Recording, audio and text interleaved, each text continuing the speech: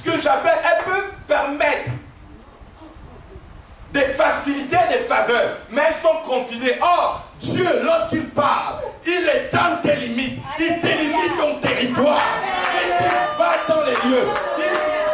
Écoutez, le lieu où Abraham était élevé, c'était peut-être un lieu où il avait des faveurs, mais c'était des faveurs confinées, des faveurs restreintes, des faveurs dues à sa lignée seulement. Oh, Dieu veut étendre ses limites.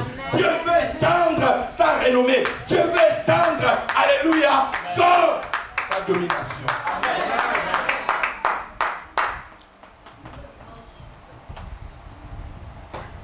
Est-ce que tu es un homme, un déplacé social, ou tu es un déplacé de la révélation? Est-ce que tu as entendu un jour Dieu te parler? Est-ce qu'il y a une promesse qui court sur ta vie? Je bénirai ceux qui te béniront.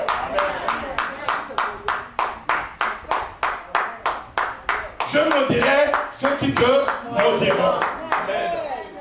Ça veut dire quoi? La vie, lorsqu'on accepte Dieu, lorsqu'on a entendu la révélation, l'appel de Dieu est plus fort que les petits acquis qu'on a. Il y a des gens, c'est parce que tu as trouvé, tu sais, ton boulot peut même te confiner un jour. Elle peut restreindre ta marche avec Dieu. L'enfant que tu vas avoir va restreindre ta marche avec Dieu. Le mari que tu vas avoir va restreindre ta marche avec Dieu. Pendant que tu veux lire la Bible, c'est les bisous qui fuient. Je ne dis pas que ce n'est pas mauvais. Mais quand c'est pour te confiner, où tu n'as même plus le temps, le jour où tu décides de prier, c'est là où l'odeur du gros repas sort. Pour arrêter le jeûne.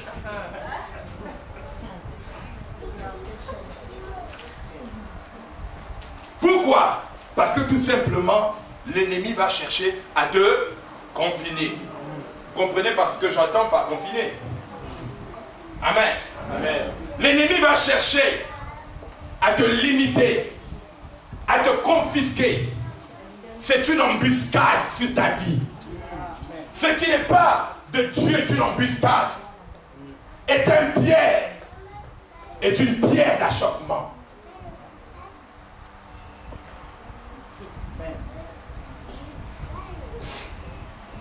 Alléluia. Amen. Quand Dieu dit je te bénirai, ça veut dire quoi? Quand vous êtes béni, ça veut dire que Dieu a fait échouer les plans de la malédiction. Il dit ceux qui te béniront seront bénis. Ceux qui reconnaîtront que je suis avec toi vont aussi connaître que je suis celui qui fait échouer les plans de la malédiction sur ta vie et sur leur vie. Est-ce qu'il y a quelqu'un qui m'entend? Amen. Et dans la notion de la bénédiction, il y a la croissance, la prospérité et la bonne santé. Amen. Toutes les fois qu'on entend parler de bénédiction, il faut adjoindre à cette notion la croissance, la prospérité et la bonne santé. Amen. La malédiction, c'est la faillite. La maladie.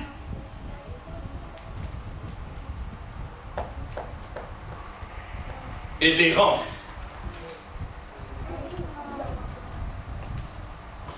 Tout ce que vous faites, vous errez. Ça veut dire qu'il n'y a aucun but à votre existence. Est-ce qu'il y a quelqu'un qui m'entend? Amen. Nous allons voir à partir du verset chapitre 14. Waouh, qui est béni par cette parole. Amen. Amen.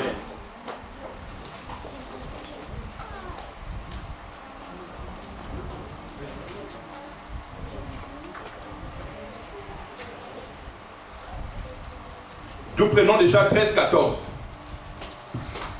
L'Éternel dit à Abraham, après que l'autre se fut séparé de lui, lève les yeux et du lieu où tu es, regarde vers le nord et le midi, vers l'Orient et l'Occident. Car tout le pays que tu vois, je le donnerai à toi et à ta postérité pour toujours. Je rendrai ta postérité comme la poussière de la terre, et en sorte que si quelqu'un peut compter la poussière de la terre, ta postérité sera comptée. Lève-toi, parcours le pays dans sa longueur et dans sa largeur, car je te le donnerai.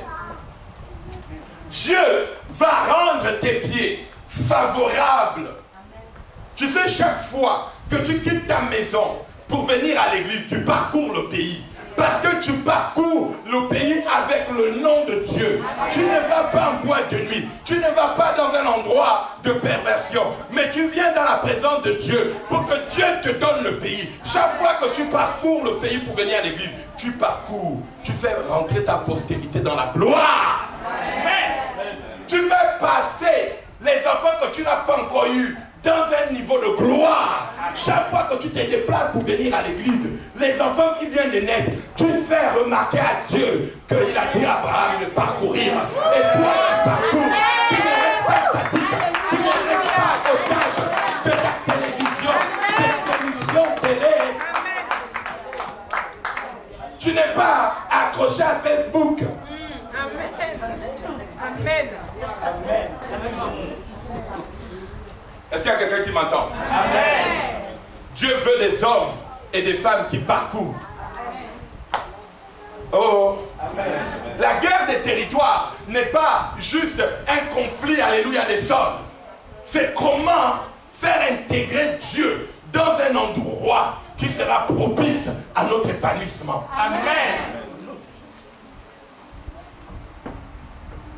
Est-ce qu'il y a quelqu'un qui m'entend? Amen.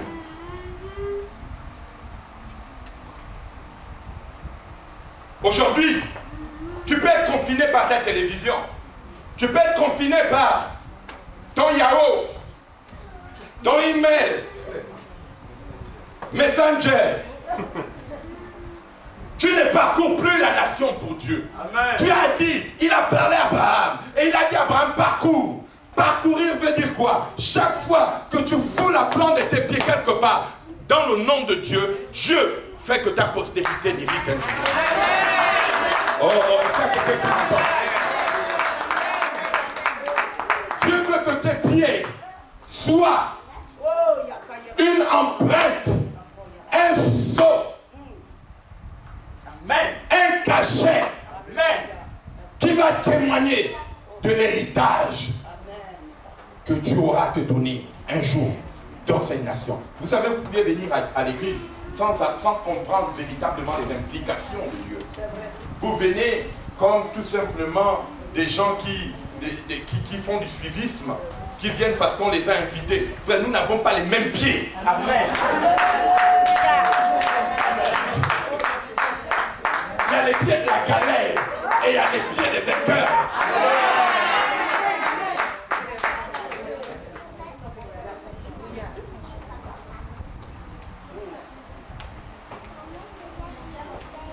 Et c'est pourquoi le Seigneur dit, vous ne savez pas que les pieds symbolisent un sceau. Dans le monde de l'occultisme, on peut vous tuer par vos empreintes. Quelqu'un vous voit marcher, il vient récupérer vos empreintes. Et il met un terme à votre progression. Il peut vous frapper de paralysie seulement par votre empreinte. Mais chaque fois que je rentre dans la présence de Dieu avec mon pied, personne n'aura plus à pratiquer de l'occultisme d'empreinte sur moi. Parce que mes pieds symbolisent la domination. Waouh! Il y a les pieds de captivité.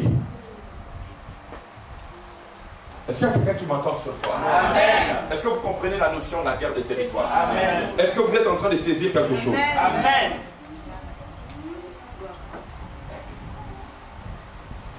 Un jour, Abraham, ayant reçu toutes les promesses de Dieu, va dire à Dieu, Seigneur, je n'ai pas eu de postérité, mais je vais confier la gestion de ma maison à Elazar de Damas, l'un des mes plus grands serviteurs. Vous voyez pourquoi Abraham voulait confier sa bénédiction à Elazar de Damas? Parce qu'il a servi. On dit qu'un service de qualité t'offre une position de qualité. Amen. Amen. Un service de qualité t'offre une position de qualité. Vous savez, on dit un homme qui a échoué, qui n'a jamais pu percer dans sa vie. Soit il n'a pas été en position de servir à une autorité, ou soit il n'a jamais rencontré d'autorité. Là où il est né dans les chaînes et il est mort dans les chaînes. On dit tout homme qui grandit, c'est pourquoi la Bible dit, celui qui te bénira sera béni. En d'autres termes, celui qui saura te servir avec qualité sera en position d'honneur et de force.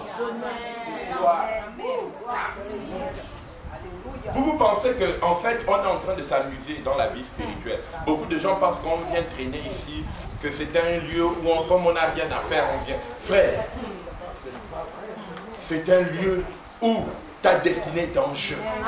Ton avenir se joue là où Dieu parle. C'est un lieu de décret.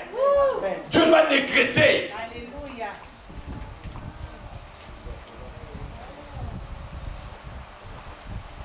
Un plan de bonheur sur ta vie. Tu as beaucoup marché, tu es allé dans des maisons, tu es allé partout, mais tu n'as jamais rencontré la position d'honneur. Parce que là où tu allais, ce n'était pas dans la présence de Dieu. Amen. Vous savez, Joseph était dans les chaînes, mais il a fini dans la gloire. Amen. Est-ce qu'il y a quelqu'un qui m'entend? La gloire de Dieu crée toujours la différence. Amen. Il y a des gens qui pensent qu'ils viennent à l'église à cause de tata ou tati ou bien de maman ou papa. Ça c'est autre chose, frère. Parce que quand tu n'as pas encore entendu Dieu parler. Amen.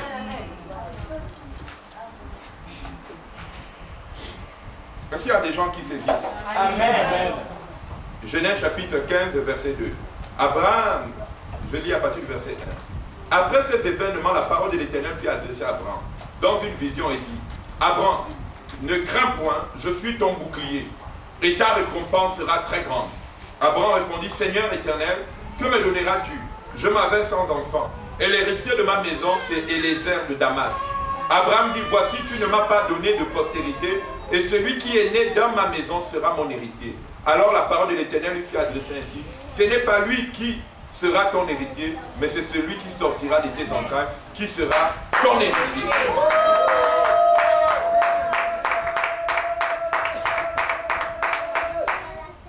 Et après l'avoir conduit dehors, il dit, regarde vers le ciel et compte les étoiles, si tu peux les compter. Et il lui dit, telle sera ta postérité. Abraham eut confiance en l'Éternel, qui lui imputa à justice. Alléluia. Amen.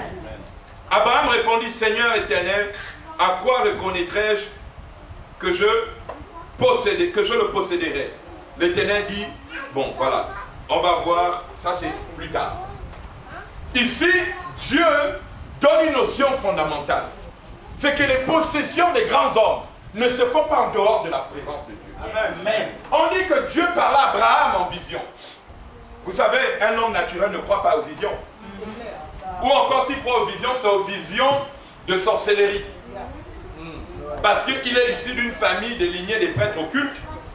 Et donc, il a un don n'est jamais naturel, un don est toujours un legs que vous recevez, soit visiblement, soit invisiblement. Donc quand tu dis dans notre famille, nous on voit des choses, ça veut dire qu'il y a quelqu'un qui avait négocié avec une force pour que vous soyez livrés.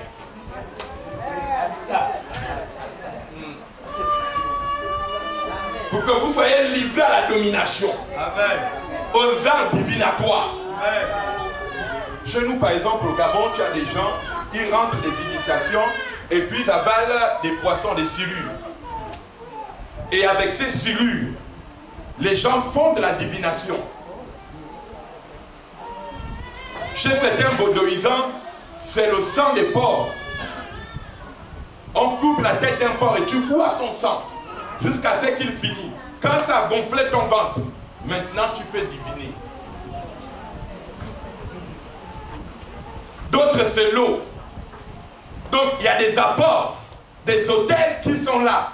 Peut-être tu n'as pas été l'auteur, mais tu as reçu ces dons.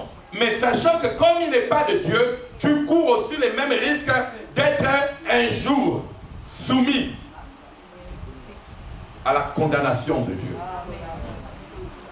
Parce que la Bible dit que ceux qui pratiquent de telles choses sont jugés dignes d'être tués.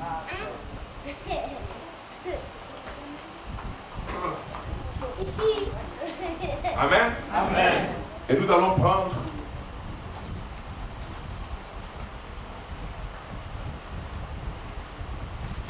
Genèse chapitre 17.